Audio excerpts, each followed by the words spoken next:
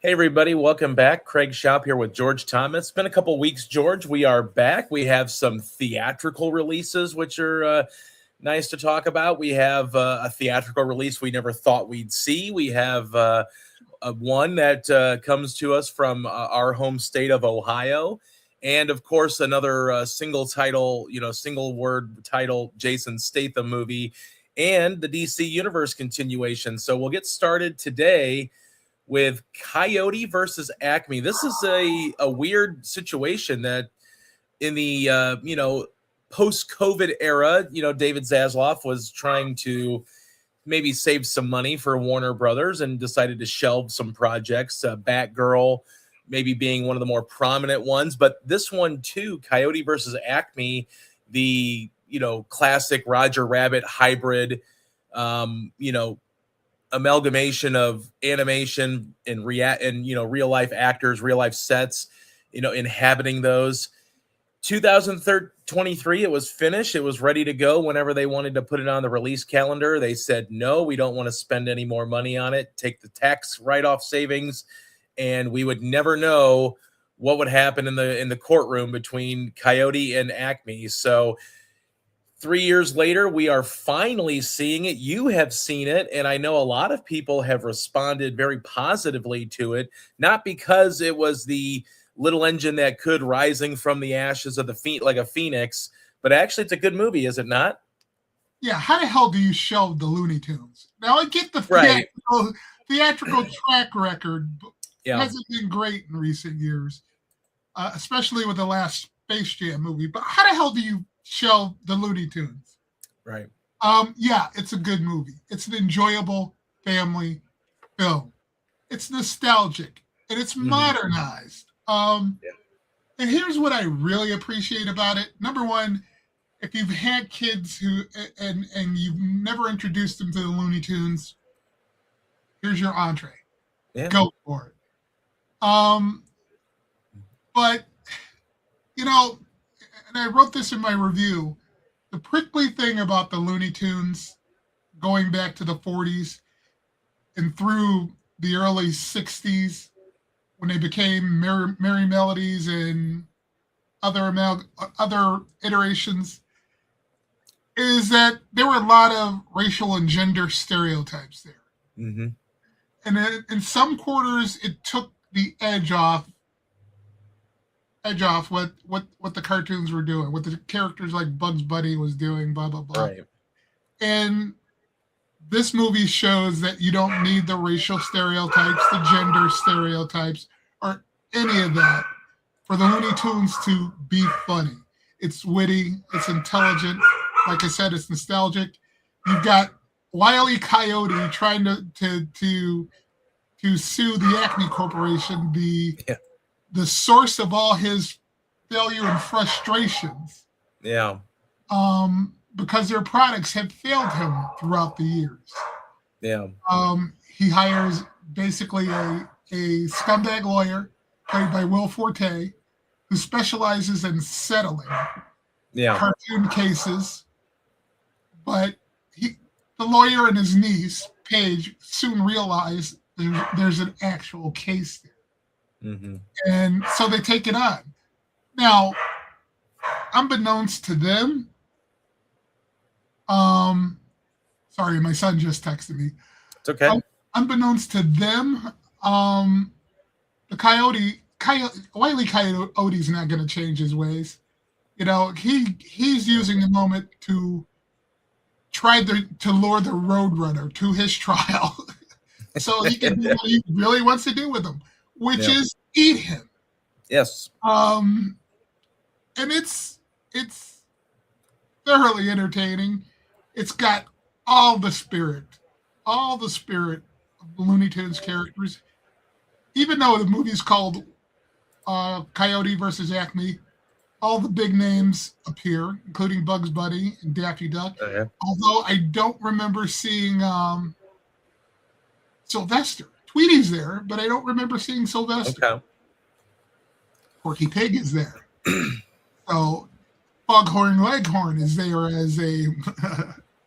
No wonder if the filmmakers were trying to make a statement by making him. with his Southern drawl, the amoral leader of the Acme Corporation. So doesn't it kind of feel like he should have been the attorney though, representing Acme, or I know John Cena's the attorney, but it kind of seems like it would have made like he would have had that classic Southern lawyer trope, obviously, but maybe it would have been perfect in this situation as a courtroom drama that plays out between these two. Yeah, I can see him doing that reverse Matlock kind of thing. Sure. Yeah. But he works as the amoral CEO, and it's like, it's kind of an inspired movie. Like, I mean, the idea is so simple, but it really makes a lot of sense. We've seen for decades upon decades Wile E. Coyote's, plans be thwarted from, bombs not going off at the right time, anvils dropping on him at the wrong time.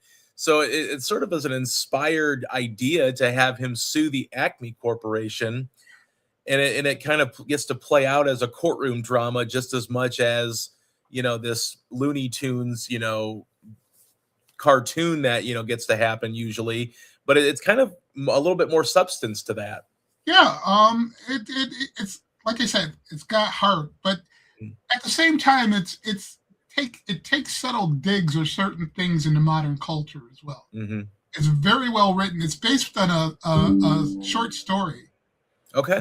That appeared, I want to say, in the New Yorker, and it was written by a guy from Hudson, Ohio. He may live in Chagrin Falls now.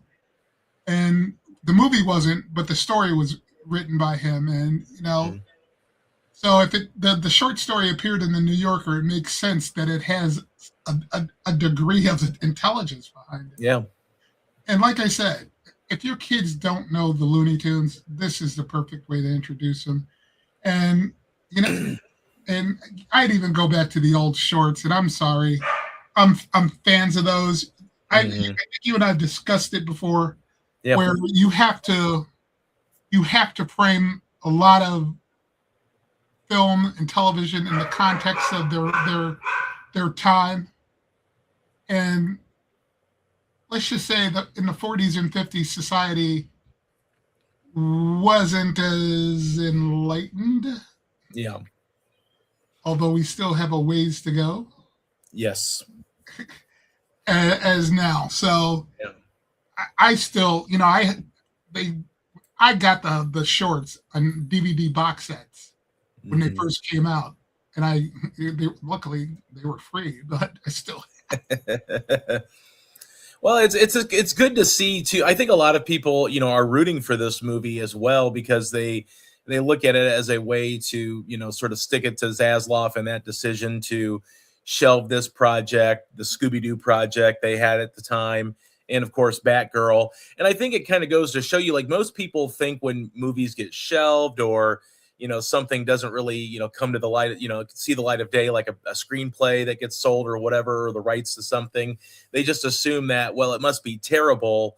Well, in this case, critics groups, people that have seen this movie so far are really enjoying it at a much higher degree than I think anybody, probably even Warner Brothers, probably anticipated. I mean, obviously the hope is that it turns into some box office success that really sticks it to Zaslav. I hope it makes Googobs money. Yeah, I really does. I don't know what it's tracking at, but that would be the perfect bird to Zaslav, given the Warner Mount situation and all of that. So you know what? Yeah.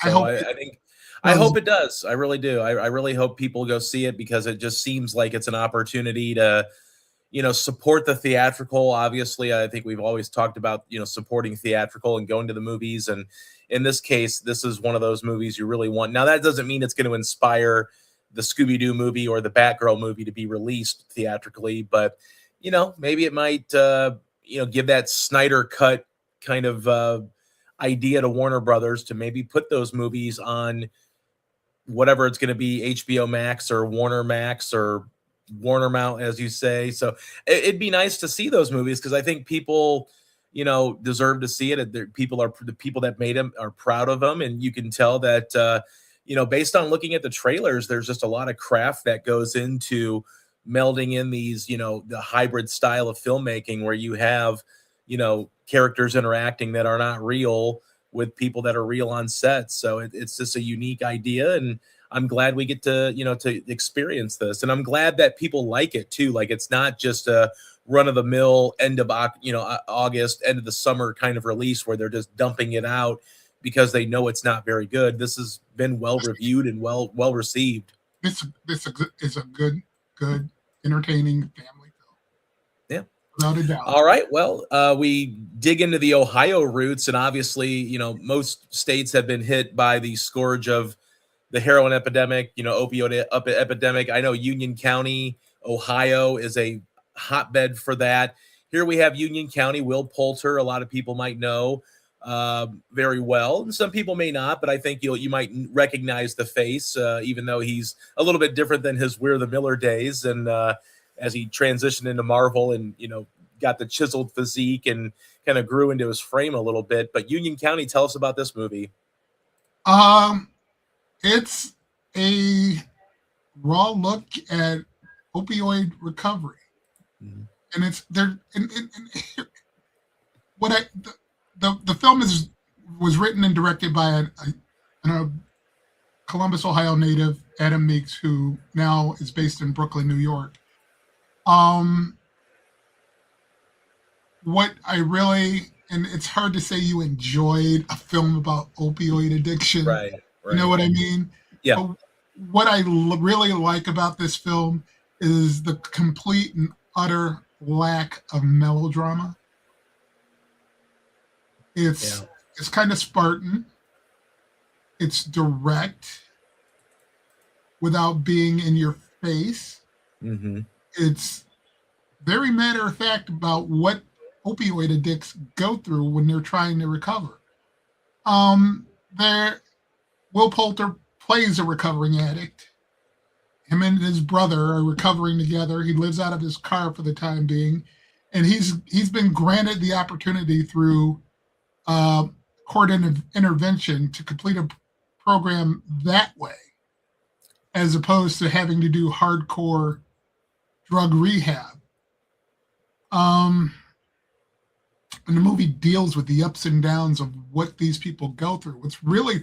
What was really authentic about it is Meeks got the everyday participants in his program to allow him to tape some or film some of their testimonials, and Poulter's character's testimonial is interspersed with theirs, and it gives it a real sense of, like I said, authenticity, reality, groundedness, if you will. Poulter gives a subtle but powerful. I can't stop using the word realistic with scene, because you're in this character's motion. The character's name is Cody, but it's just, he puts you in the moment without having to overact, and it's just, like I said, powerful, well done. And it's Meek's first feature-length film, and it got him a representation with UTA, I want to say. Okay. And this is a young man, he's in his early 30s, that you want to watch out for as he comes up the ladder. Hopefully he doesn't get sucked in by the dark side completely. Yeah. He has talent. And he's great interview.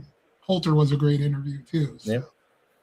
Yeah, it's good to, I think the best drug movies out there, I think of like Requiem for a Dream, Traffic, really grounded in realism, and almost like, I think I still think to this day, and it's, a 25, 26-year-old movie now, but Requiem for a Dream is one of those movies that if that doesn't kind of scare you straight, I don't know if anything will. I mean, it's really an unflinching look at the horrors of drug addiction.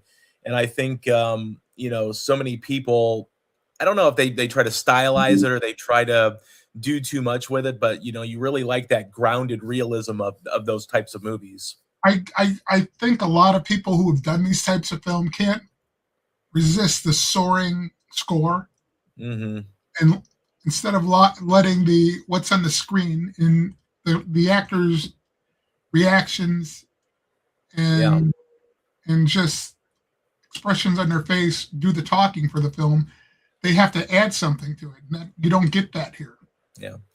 Well, it's good. Like you said, it's good to see Adam Meeks, a young filmmaker. We've seen a rise in really talented young filmmakers this year.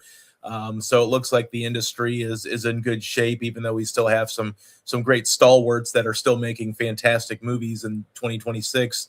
But it's good to see that we have an indie film that really kind of captures that moment, but also does it in a way that hopefully people will get a chance to go see it. Wasn't this was this a Sundance or was it? It was in Sundance, yeah. Okay. And is it going to get wider distribution at some point, or are they trying to get? I think they hit Ohio first. I don't know. I would hope that it does. And see, if you look on IMDb and their audience meter, it's rated at a 6 point something right now, and it's like, really? And it just points to that problem we talked about, where people are probably expecting that overwrought kind of soap opera-ish thing we sometimes get with these things. Right. Well, that happens. Well, I know that overwrought maybe could be describing words of Jason Statham movies over the years. I mean, look, I will say this. I think, and I think there's even been, recent interviews where Statham is like, I am not a classically trained actor. I don't, whatever, but he can act. I mean, he is a guy that can act when I think primarily when he gets the right script and the right team around him. It's kind of like the Adam Sandler effect. Like he's when you put great timing. He does.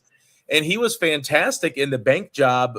What, in 06, I think that came out. I mean, he was fantastic in that movie, and he was still able to do some of his Jason Statham stares and growls and things like that. But at the end of the day, he is still one of those, consistent action stars that still gets theatrical release, which you have to respect, because a lot of the Marvel actors that have turned into, leading an action movie, the Chris Pratts and Hemsworths of the world, those have been straight to streaming in a lot of ways. But Jason Statham here continues those like mid-budget movies where they're going to go to theater, and here he has Mutiny. So tell us about Mutiny.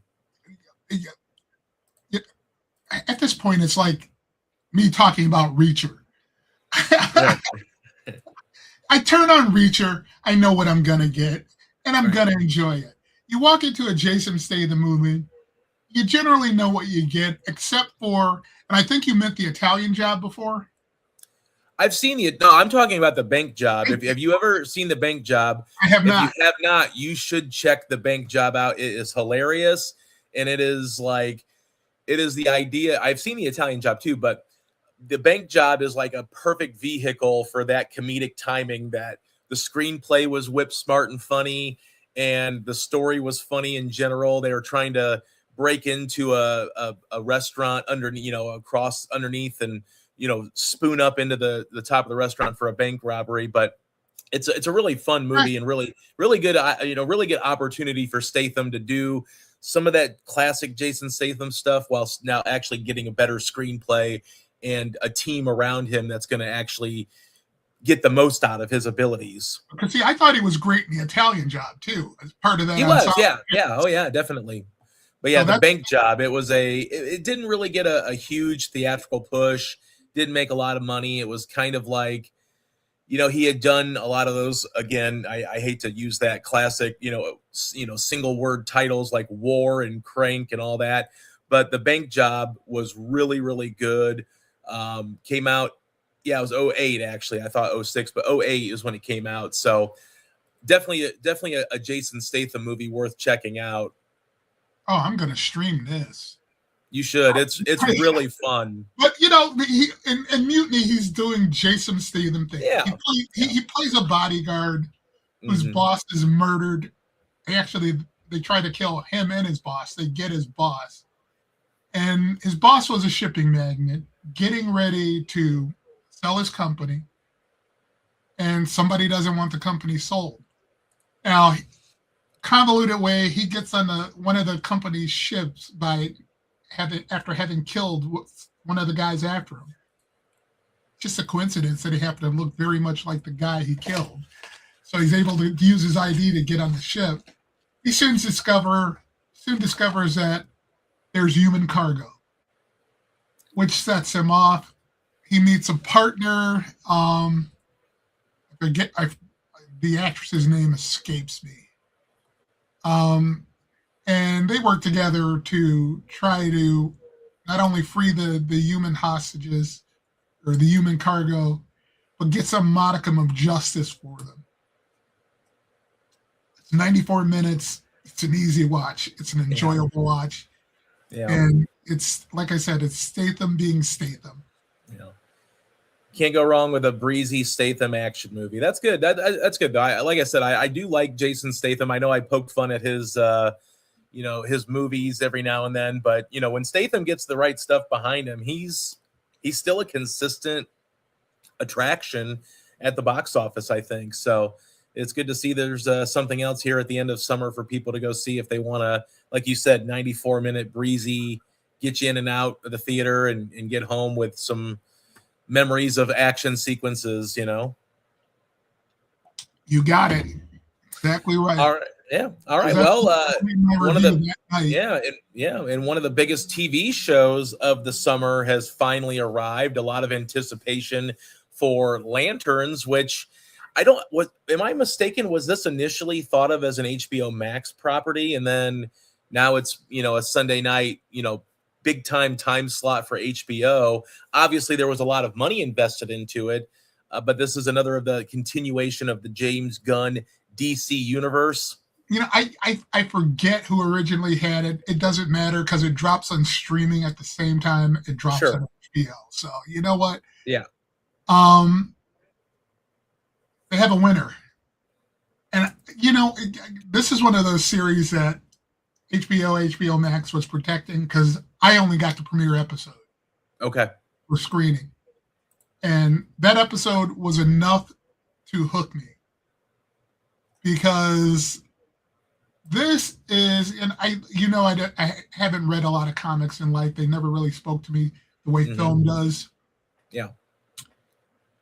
This Hal Jordan, from what I understand, is unlike any Hal Jordan ever portrayed. Certainly not like the Hal Jordan we saw in Ryan Reynolds' Green Lantern movie. Yeah. He's older, he's grizzled, he's cynical, and he's seen so much, and he's been put in charge of training his successor, Jon Stewart. Yeah. Which signals to him that he's on his way out. Well, duh. But the reality is, Earth Sector, I think they call it Sector 001, is only allowed one Green Lantern. So, until Hal dies, Jon Stewart is a trainee. Yeah. It's no secret to give away now that the big mystery here after episode 1 was Hal Jordan getting a bullet to his head. Okay. So I'm not giving anything away there.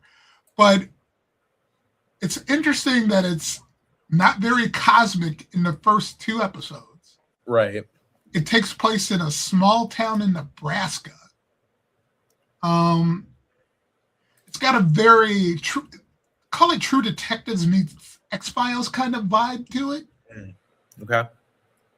And the best part about it is the relationship between Hal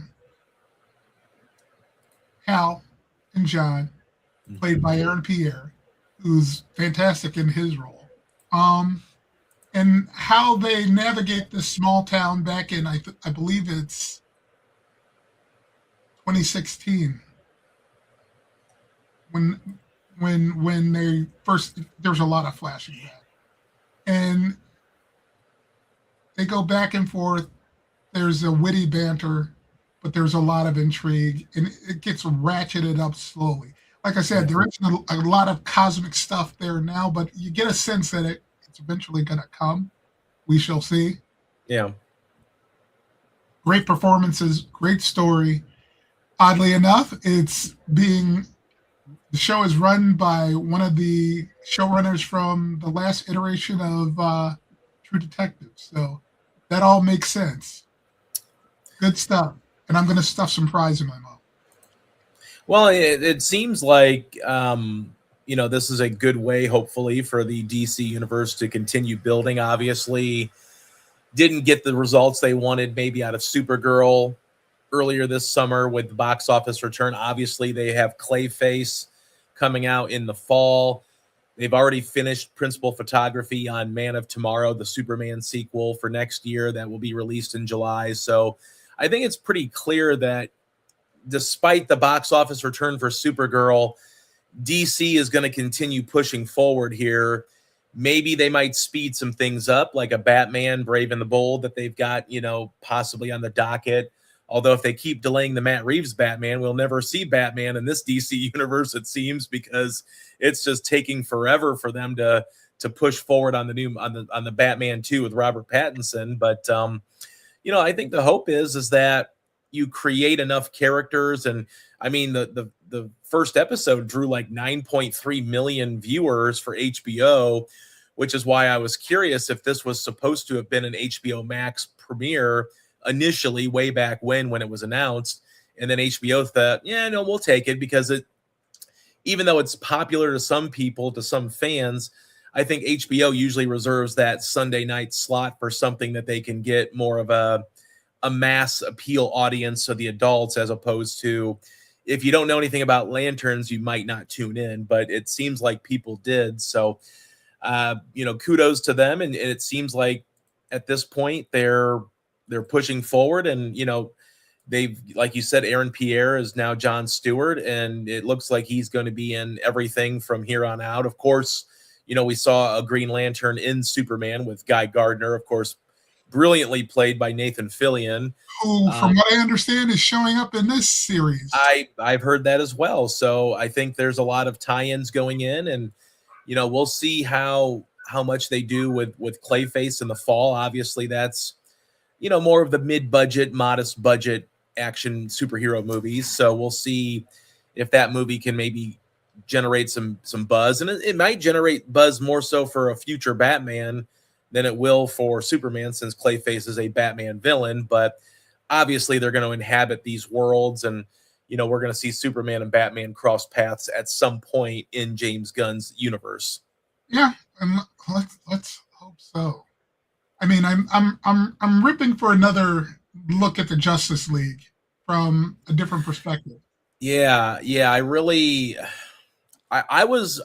I think there was a lot of promise in the universe with what Superman created, and I agree wholeheartedly. Like, the Justice League, it might have been rushed before, and maybe they might feel that same pressure if they don't get the box office success, from Man of Tomorrow next year. I don't know, but it's nice if they could maybe slower burn a little bit.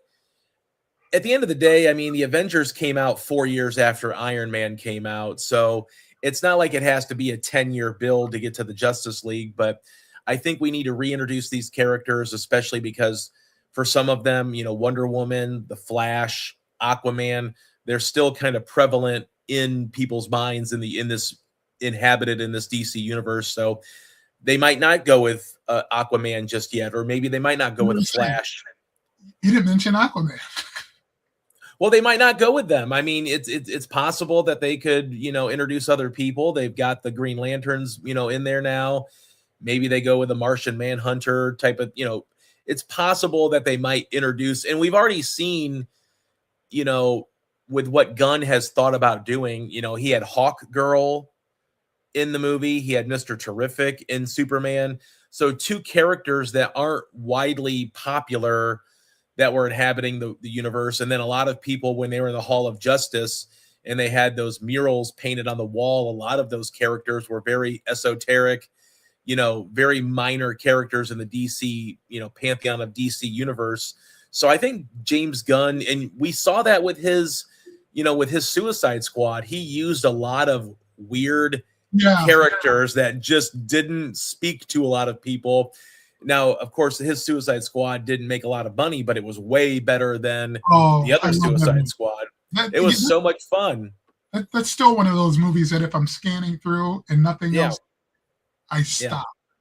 So I think I don't think it's going to always be a conventional thing with James Gunn. I don't think he's going to beat us over the head with it's got to be Wonder Woman right away, it's got to be Batman right away, it's got to be the Flash, it's got to be Aquaman, like we just saw those characters in a Justice League. So maybe you'll add them incrementally, but maybe they'll have some weird, Justice League, fill in before you get to those people, just to try to build out a universe. And it doesn't mean those people have to have their own individual films, because look at it this way. The Hulk has not. Now that's more because of a Sony versus Marvel, contract, but the Hulk hasn't had his own standalone film, but he's been in how many films since his introduction, into the universe. So I'm kind of intrigued. I mean, I'm glad that Lanterns is looking good here. Obviously, I know they have, I think it's The People versus Gorilla Grodd next year as well, which is being set up as a comedy.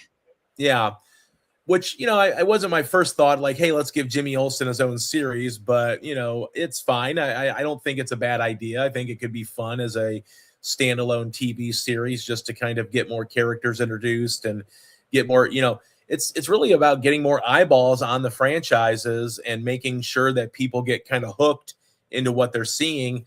Because now you think, well, if there's a Lanterns fan out there, maybe they're going to go back and watch Superman or Supergirl, or get ready for Clayface, or get ready for Man of Tomorrow next year, where maybe 6 months ago they wouldn't have cared about those movies, but now they kind of do. So it's just another bite at the apple, really, for DC. It's another way for them. It's a way for the movies to all feed off one another and feed into each other. So yeah. And it looks like they're, actually getting eyeballs on there with the huge ratings they scored. So clearly it's, it's probably not going to be a multi-season thing, but maybe they might do a second season. Maybe they don't. They just let it stand alone and, be what it is. And that's fine, because they can still use, Jon Stewart in other movies. And, Aaron Pierre can be in that franchise for 10, 15 years if they want him to. He was apparently spotted on set in Man of Tomorrow. So. He is listed as appearing in Man of Tomorrow, so he'll be there. And I'm not sure how much they'll use him, but he's going to be there. So it's definitely world building. Now you're going to get some momentum, and I'm kind of interested to see what Clayface does, because I know it's not going to be your classic superhero movie, and it's really not even like the super villain movie like a Venom was, where it was action packed. This one looks like more of a body horror kind of deal, which could be very interesting, especially what we've seen in that genre over the last 5-6 years. So I'll be interested to see what the box office return on that is, and how they kind of push forward with that storytelling. And I'm assuming that they're going to really start hinting at Batman in that Clayface movie. It would make sense. Yeah. All right. Well, we are nearing the end of summer. I guess you could kind of throw in a little bit of September there. What do you have coming up next week? I know the box office, the movie release schedule is still light, but do you have any streaming or anything coming up next week? Season 2 of Dark Matter, even streaming has been light. De Niro's got a film on Netflix. Okay. That I started and I have to get back to. But beyond that, it's pretty light, so we'll talk about it next week. Something else should be coming up. I know. All right. There are a couple big things in the offing. I just don't remember what they are. Okay. Well, because I'm old and I have a crappy memory. No, I'm the same way, man. I do too. So, well, as always, we definitely appreciate your time talking movies, everything streaming and pop culture. George, always a pleasure. Have fun, whether you're going to the movies or watching at home next week, and we will talk again real soon, my friend. Later, sir.